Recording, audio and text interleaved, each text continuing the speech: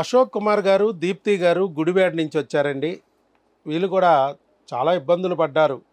ప్రెగ్నెన్సీలన్నీ రావటం, పోవటం, రావటం, పోవటం ఇలా చాలాసార్లు స్ట్రగుల్ అయ్యారు. కాకపోతే ఈ రావటం ఎందుకు వస్తున్నాయి, పోవటం ఎందుకు పోతున్నాయి, మళ్ళా రావటం, పోవటం ఏంటిది, తర్వాత అసలు రాకపోవడం ఏంటి, గ్యాపులు కూడా వచ్చేస్తున్నాయి, ఎందుకు ఇట్లాగా అని చెప్పి ఆలోచనలో పడ్డారు. చివరికి మన గురించి తెలుసుకుని ఇక్కడికి వచ్చారు. మీరు కూడా డాక్టర్ శ్రీనివాస్ గారు పంపించారు మిమ్మల్ని. ఒక డాక్టర్ గారు మిమ్మల్ని ఫలానా డాక్టర్ గారి దగ్గరికి వెళ్ళవయ్యా అని చెప్పి పంపించారు. ఎవరు ఆ డాక్టర్ గారు? గవర్నమెంట్ అడగ సార్ ఆయన. ఎక్కడ? మల్కాజ్గిరిలో చేస్తున్నారు సార్ ఆయన. మల్కాజ్గిరిలో చేస్తున్నారు. అంటే మీ డాక్టర్ గారు చెప్పింది అంటే ఎవరి వల్ల నయం అవ్వదు, కేవలం మీ దగ్గరే నైవేద్యం చెప్పారు సార్. మాకు ప్రాబ్లమ్స్ పోతాయి. ఆయనకి నేను ఎలా తెలుసు? అంటే మీతో పాటు చేశారని సార్. చేశారా? ఓకే. ఎక్కడో అంటే నేను గవర్నమెంట్లో చేశా కాబట్టి 18 సంవత్సరాలు ఎక్కడో నా గురించి చూసుంటారు, లేకపోతే నాతో కలిసి చేసి ఉంటారు, లేదా నాతో పరిచయం ఉండి ఉంటుంది బహుశా, నాకు ఐడియా రావట్లేదు. సరే, ఏది ఏమైనా కూడా ఆ డాక్టర్ గారు మిమ్మల్ని ఇక్కడికి పంపించారు. ఇంకెవరికి వెళ్ళినా నీకు ఉపయోగం లేదయ్యా, డాక్టర్ వైఎస్ బాబు గారిని కలువు, ఆయన చూస్తారు. ఈ ప్రెగ్నెన్సీలు 9 అబార్షన్లు అయిన వాళ్ళకి కూడా ఆయన ప్రెగ్నెన్సీలు ఆపి బిడ్డని ఇవ్వగలిగారు. ఆయన కన్సల్ట్ చేయి, ఆయన దగ్గర ఐవీఎఫ్లు ఉండవు, ఆపరేషన్లు ఉండవు. మిగతా డాక్టర్లందరూ ఐవీఎఫ్లు ఆపరేషన్ అని భయపడతారు, మీ వల్ల కాదు అని చెప్పారు. ఎందుకంటే 2-3 ప్రెగ్నెన్సీలు వచ్చిన వాళ్ళకి కూడా మళ్ళీ ఐవీఎఫ్ ఆపరేషన్ అంటారు. వాళ్ళ భార్యాభర్తలు బుడింగిన కలిస్తే వచ్చేస్తుంది. అలాంటి వాళ్ళని కూడా దూరంగా ఉంచుతారు, దగ్గరగా ఉండకూడదు, మీరు ఐవీఎఫ్ చేస్తారు. కానీ ఇక్కడ మీకు ప్రెగ్నెన్సీ రాకపోవడం అనే సమస్య కన్నా నిలవకపోవడం అనే సమస్య ఎక్కువగా ఉంది.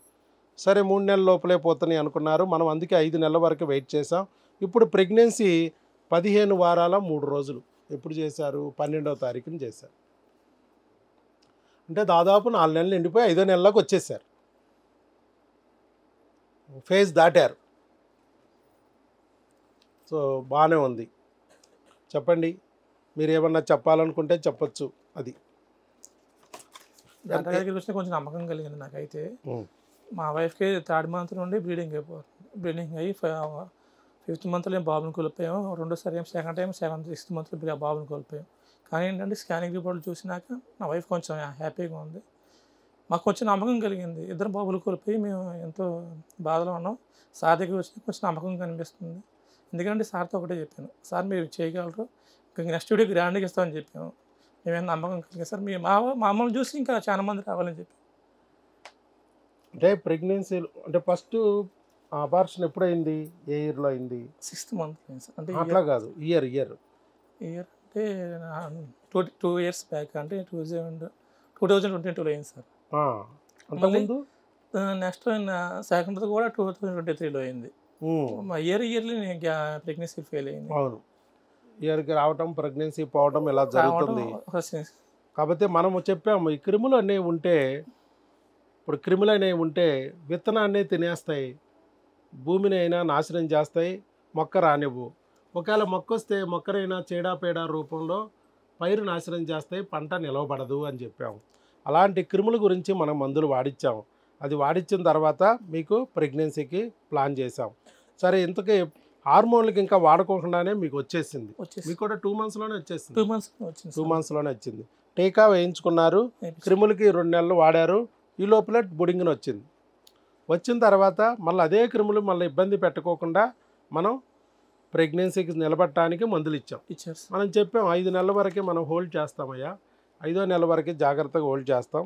ఫస్ట్ నెలలోనే తీసుకుంటాం జనరల్గా అందరికీ వీడియోస్, ప్రెగ్నెన్సీ రాగానే తీసుకుంటాం. మీది అలా కాదు కాబట్టి సిట్యువేషను, మీకు ఆల్రెడీ ఇంతకుముందు వచ్చినాయి, మన మందులనే కాదు నార్మల్ కూడా వచ్చినాయి. అయితే నిలబడకపోవడం అనేది ఎక్కువ జరిగేది, మీకు 3 నెలలకే పోవడం జరిగింది. కాబట్టి కనీసం 5 నెలల వరకు బిడ్డ అవకరాలు లేవు, అన్నీ బాగున్నాయి అనే వరకు వీడియో వద్దులే, తర్వాత చూద్దాంలే అన్నాను. సరే, మీరు అడిగారు, నేను సర్లే అన్నాను. ఇప్పుడు అనేది బాగానే ఉంది, మనకి స్కానింగ్ కూడా బ్రహ్మాండంగా ఉంది అని చెప్పారు. అలాగే మనకు కూడా ఇప్పుడు 5వ నెల, ఆల్మోస్ట్ 5వ నెల వచ్చేసింది కదా, 4 నెలలు కంప్లీట్ అయిపోయింది, 5వ నెల వచ్చేసింది. అవకరాలు కూడా ఏమీ లేవని ఇచ్చారు. అది సో ఇలాగే మీరు కాపాడుకోండి. మరి 5 నెలలు నిండే వరకే ఇస్తాం, మనం జనరల్గా 5వ నెల వరకే ఇస్తాము. మీకు 5వ నెల వచ్చేసింది, మరి ఇంకా వాడుకుంటారా ఇక్కడ మన దగ్గర, లేదా అక్కడ వాడతారా? వాడుకుంటారా, ఇక్కడే వాడుకుంటారా? సరే ఈ నెలకు కూడా ఇమ్మంటారా? ఏమంటారు సార్? రైట్, వాడండి. అలాగే జాగ్రత్తగా ఉండండి. మీరు దేవుడి మీద భారం వేసి ఉండండి. ఎక్కువ ఆందోళన పడద్దు. చాలా పెయిన్ సార్ మాకైతే. అవును, కరెక్టే. కానీ దేవుడి మీద భారం వేసి ఉండండి. శ్రీకృష్ణుడు వచ్చే లోపు ఎంతమంది చనిపోయారండి? ఆయన అన్నలో ఎంతమందిని చంపేశాడు కంసుడు మేనమామ? పట్టాపట్టా లేపడం చంపేయడం, లేపడం చంపేయడం. ఒక లోకరక్షకుడు వచ్చే ముందు కొన్ని జరుగుతాయి, సైతాన్ చేతుల్లో అవి నాశనం అవుతాయి. కానీ లోకరక్షకుడు వచ్చిన తర్వాత ఏ సైతాన్ కూడా వాటిని నాశనం చేయలేదు. సో దేవునికి మనం భారం వెయ్యాలి. ఈ దెయ్యాల నుంచి దేవుడు మాత్రమే మన బిడ్డని కాపాడగలుగుతాడు. కాబట్టి మనం ముందు దేవునికి చెప్పుకోవాలి. మీరు ఏ దేవుడిని నమ్ముతారు బాగా? జీసస్. జీసస్, యెహోవాని నమ్మి ఉన్నారు కాబట్టి ఆయనకే ఆ బిడ్డ రక్షణను ఇవ్వండి. ఖచ్చితంగా ఆయన సంరక్షిస్తారు. మనం కాపాడుకుంటాము అనేది భ్రమ, డాక్టర్ గారు కాపాడుతారు అనేది భ్రమ. ఆ సమయానికి దేవుడు నా చేతి ద్వారా కాపాడొచ్చు, లేదా మరొకరి ద్వారా అయినా కాపాడవచ్చు. దేవుడి చేతిలో మనమంతా కీలు బొమ్మలు. పోయిందా? ఆయన డైరెక్ట్గా రాడు, వచ్చాడు, జనాల హింసను భరించాడు. సిలువలు కొట్టారు, మరి చేతుల్లో కూడా మేకులు కొట్టి హింసించారు. రారు, దేవుళ్ళు రారు ఇక్కడికి. ఎందుకంటే ఇది దెయ్యాల లోకం. మరి తన బిడ్డల్ని కాపాడుకోవడానికి దెయ్యాల నుంచి దేవుడు పైనుంచి మనుషుల రూపంలోనే వచ్చి కాపాడుతూ ఉంటాడు. అది వాళ్ళు నేనవ్వచ్చు, మరొకరు అవ్వచ్చు. అర్థమైందా? కాబట్టి అది గుర్తించండి. సరే. దేవుడు మనిషి రూపంలోనే వచ్చి మనల్ని కాపాడుతాడు. ఆ డాక్టర్ గారు శ్రీనివాస్ గారి రూపంలో ఆ దేవుడు వచ్చి మీకు డైరెక్షన్ ఇచ్చాడు, దారి చూపించాడు. ఇక్కడికి వెళ్ళండి అయ్యా, ఇంకా చాలు మీరు పడిన బాధ అనే ఉద్దేశంతో ఇక్కడికి పంపించారు. శ్రీనివాస్ గారి రూపంలో వచ్చాడు, డాక్టర్ గారి రూపంలో. అయితే నీకు తెలిసేది కాదు, తెలుసు అట్లా. అలాగే డాక్టర్ సుధాకర్ గారి రూపంలో మందులు వాడిచ్చాడు. అంతే, మేమంతా కీలు బొమ్మలు, దేవుడి చేతుల్లో కీలు బొమ్మలు. కాబట్టి అర్థం చేసుకో, నీ బిడ్డ లోకరక్షకుడైతే ఆ బిడ్డని ఎవరు ఏం చేయలేరు. ఆ సమయానికి ఎవరైతే రావాలో వాళ్ళు వచ్చి కాపాడతారు. చూసావా కల్కి సినిమా? నాశనం చేయడానికి పెద్ద గ్రూప్ ఉంది, రక్షించడానికి కూడా ఇంకా అంత పెద్ద గ్రూపే ఉంది. అంతే. ఇది దేవుడికి దెయ్యానికి యుద్ధంలో దెయ్యాలన్నీ అటువైపు ఉంటాయి, దేవుడి బ్యాచ్ అంతా ఇటువైపు ఉంటారు. నీ బిడ్డను రక్షిస్తూనే ఉంటాం మేము దేవుడి బ్యాచ్. కొన్ని దెయ్యాల బ్యాచీలు ఉండి మేము ఉంచి నీ బిడ్డను రక్షించుకుంటానికి మేము దేవుడి తరపున ప్రయత్నిస్తాం. నువ్వు దేవుని గట్టిగా నమ్మావనుకో, మేమంతా నీ వైపు. ఓకే, అది యేసై అవ్వచ్చు, అల్లా అవ్వచ్చు, వెంకటేశ్వర స్వామి అవ్వచ్చు. అది నువ్వు ఏ రూపంలో కొలుస్తున్నావు అనేది నాకు అనవసరం. ఇది నేను చెప్పేది. నేననేది ఇక్కడ ఉన్నాను. నన్ను మా ఆవిడ ఏమంటుంది? ఏమండి అంటది. మా అమ్మ ఏమంటుంది? ఒరే అబ్బాయా అంటది. నా కొడుకు ఏమంటాడు? నాన్నగారోయ్ అంటాడు. నేను లేనా? ఉన్నాను, నువ్వు ఏ పేరుతో పిలిచినా. అలాగే మా అమ్మకి ఆడపిల్లలంటే ఇష్టం. ఇద్దరం మగపిల్లలు పుట్టాం మేము. మరి ఆడపిల్లలు ఇష్టం. కాసేపు నాకు లంగా ఓనీలు వేసేది, కాసేపు మా తమ్ముడికి గౌన్లు వేసేది. మేము మారిపోయామా? నీ ఇష్టమైన పేరుతో పిలుచుకుంటావు, నీ ఇష్టమైన ఆకారంతో కొలుచుకుంటావు. కానీ దేవుడు ఉన్నాడు, అది మాత్రం నమ్మండి. ఈ దెయ్యాల నుంచి మనం బయటపడాలంటే దేవుణ్ణి గట్టిగా పట్టుకోవాలి. మీరేం చేస్తున్నారంటే ఇక్కడ ప్రాబ్లము, ఏదన్నా చిన్న కష్టం వస్తే ఫస్ట్ దేవుణ్ణే తిడుతున్నారు. తొక్కలో దేవుడు ఏముంది, అందరికీ బాగున్నారు, పిల్లలు పుట్టేశారు, మాకు సంపూ తింటున్నాడు, అసలు ఈ దేవుణ్ణి మార్చేస్తే బాగుండేమో అనుకుంటాం. దేవుడు మన తండ్రి, అంతే. తండ్రిని మారిస్తే మనకు పిల్లలు పుట్టరు. భార్య భర్త మారాలి.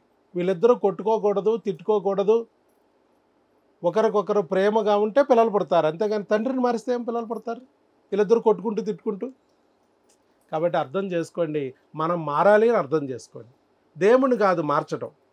దేవుడు చెప్తూ ఉంటాడు, మనకు సిగ్నల్ ఇస్తూ ఉంటాడు, సరైన దారిని చూపిస్తూ ఉంటాడు, సరైన విధానంలో బ్రతకమని చెప్తూ ఉంటాడు. కానీ మన మందబుద్ధి వల్ల, ఆ సైతాను ప్రభావం వల్ల మనం రాంగ్ రూట్లో పోతూ ఉంటాం. లాగడానికి ప్రయత్నిస్తాడు, ఈనం మొరాయిస్తూ ఉంటాం. మరి అలాంటప్పుడు దేవుడు ఏం చేయాలి? అందుకే నేను చెప్పేది బిడ్డ మంచిగా పిల్లా పాపలతో సంతోషంగా ఉండాలనే తండ్రి కోరుకుంటాడు, అలాగే దేవుడు కూడా.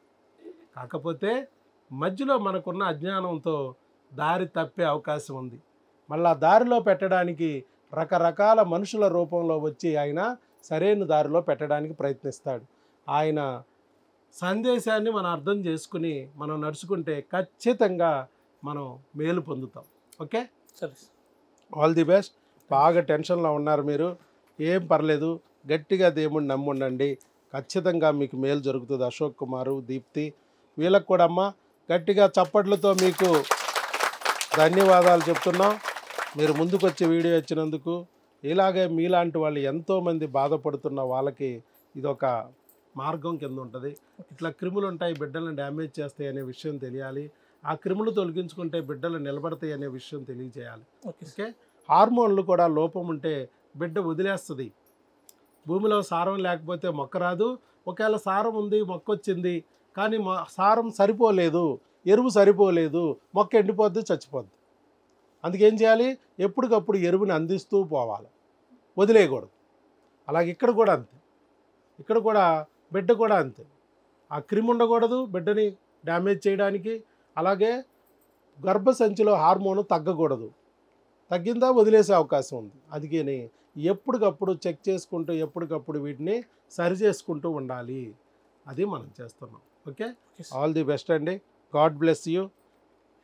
బిడ్డను కూడా ఎత్తుకున్న తర్వాత మళ్ళీ అప్పుడు చూద్దాం. నేను తప్పకుండా వీడియో చేస్తాను sir. Right, all the best.